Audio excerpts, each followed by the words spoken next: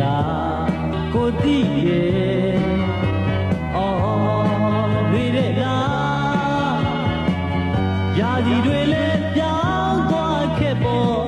အချိန်ခါတွေသည်နှောင်းသွားခဲ့လေကျင်လာသူမို့အမှတ်တရရှိနေစေယုံပါရင်တို့တိုးဝိစေပါခိုင်း